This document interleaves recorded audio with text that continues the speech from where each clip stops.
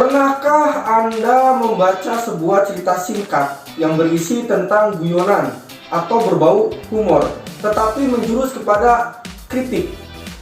Jika iya, mungkin cerita singkat tersebut ialah teks anekdot.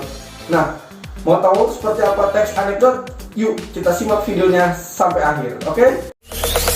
Zombie Apocalypse.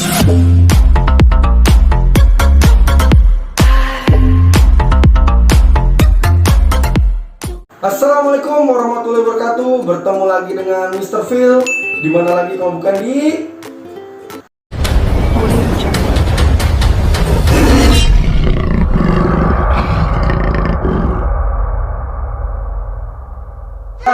seperti biasa, marilah kita panjatkan puji syukur kepada Tuhan semesta alam, Allah Subhanahu wa Ta'ala. Semoga kita selalu diberikan kemudahan, kelancaran, dan selalu dalam lindungannya. Amin. Dan sebelum kita mulai, bagi kalian yang belum like dan subscribe, silakan untuk like dulu dan subscribe.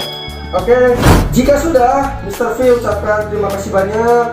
Dan langsung saja, tanpa basa-basi lagi, mari kita mulai.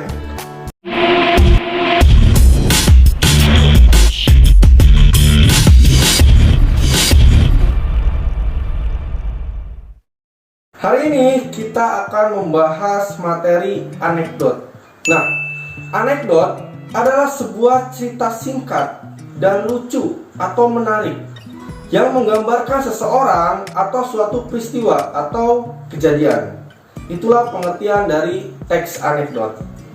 Setelah kita mengetahui pengertian dari teks anekdot juga memiliki ciri-ciri yang dapat berguna sebagai pembeda dari teks-teks yang lainnya.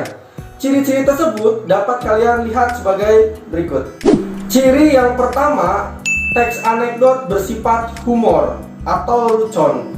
Artinya, teks anekdot berisikan kisah-kisah lucu atau bualan.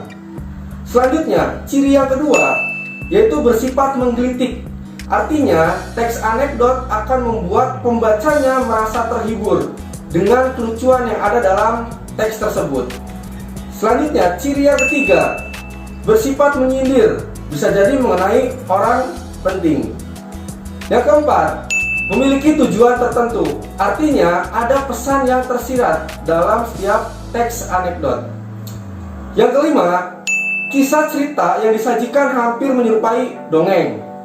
Dan ciri yang keenam, yang terakhir, menceritakan tentang karakter hewan dan manusia, sering terhubung secara umum dan realistis. Nah, itulah ada 6 ciri-ciri teks anekdot.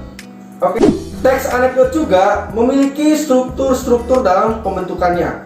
Struktur teks anekdot antara lain ada abstraksi, selanjutnya ada orientasi, ada krisis, ada reaksi, dan yang terakhir ada koda. Nah, untuk mengetahui lebih dalam mengenai setiap bagian struktur teks anekdot, yuk kita simak berikut ini. Struktur bagian abstraksi. Nah, bagian ini terletak pada bagian awal paragraf. Pada bagian ini berisikan gambaran awal tentang isi dari teks anekdot. Selanjutnya, yang kedua, bagian struktur orientasi. Pada bagian ini berisikan awal mula latar belakang terjadinya suatu peristiwa atau kejadian yang terjadi dalam teks anekdot tersebut. Selanjutnya, struktur bagian yang ketiga, yaitu krisis. Bagian ini berisikan tentang pemunculan permasalahan yang terjadi dalam teks anekdot tersebut. Selanjutnya, yang keempat, struktur bagian reaksi. Bagian ini berisikan langkah penyelesaian masalah yang timbul dalam bagian krisis yang ketiga tadi.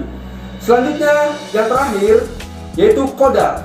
Bagian ini akan muncul perubahan yang terjadi pada tokoh dalam teks anekdot tersebut. Nah, itulah struktur-struktur bagian dalam teks anekdot. Ada 5 bagian strukturnya.